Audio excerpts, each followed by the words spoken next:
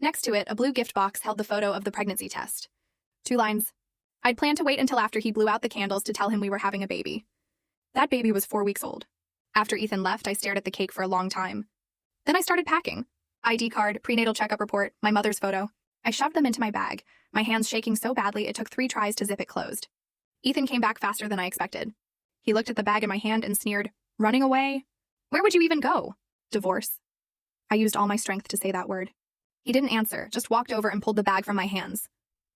When he found the prenatal report, his hand paused for a moment. Very brief, so brief it seemed like I'd imagined it. Then he threw the bag on the floor. "Divorce?" He looked down at me like he'd heard a joke. "Claire, if you'd chosen me first, I probably would have treasured you for life." His tone was flat, like he was talking about someone else. "But who did you choose? You chose Lucas. When you were with him, you could kneel in the rain all night. You could fight and make up laughing the next day. What about with me? You speak quietly, walk around me carefully, don't even dare make prenatal supplements in front of me. Claire, who are you living with? You're living with a stranger. You think that's love?" Ethan lowered his head, almost touching my face. "That's charity." Was saving me charity too? I raised my head. 5 years ago, you grabbed me on that rooftop and said you'd be good to me forever. Was that pity too? His expression flickered, then hardened. Yes, that was pity. He stepped back, his eyes full of gloom. The pot you used to make prenatal supplements. It's the same one you used to make soup for Lucas. You forgot, didn't you? Natalie remembers. That was the only thing my mother left behind. When I moved, I only brought that pot.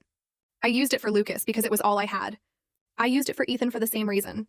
It's not the same. That was my mom's. Enough. Ethan pulled open the front door. Outside, a storm was starting. He grabbed my arm and pushed me out.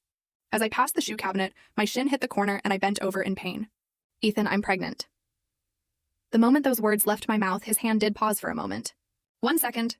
Then the door closed behind me. I pounded on the door a few times. No one answered. I heard the lock turn from inside. My phone buzzed. All my bank accounts were frozen. Outside the door was the yard. Rain pounded against my body, soaking through my pajamas until they stuck to my skin. I don't know how long it was before a cramping pain shot through my lower abdomen. A dark stain spread across my pajama pants. I couldn't lose this baby. I bent over, supporting myself against the wall, moving step by step back toward the door. The spare key under the flower pot should still be there. When I pushed open the door, the entryway light was on. From the yard to the door was only 20 steps. It took me 10 minutes. With every step, the blood between my legs increased. As I crouched down to reach for the spare key, my vision went dark. A pair of red-soled high heels appeared on the ground, pointed toward the door. In the living room, Natalie was wearing my pajamas,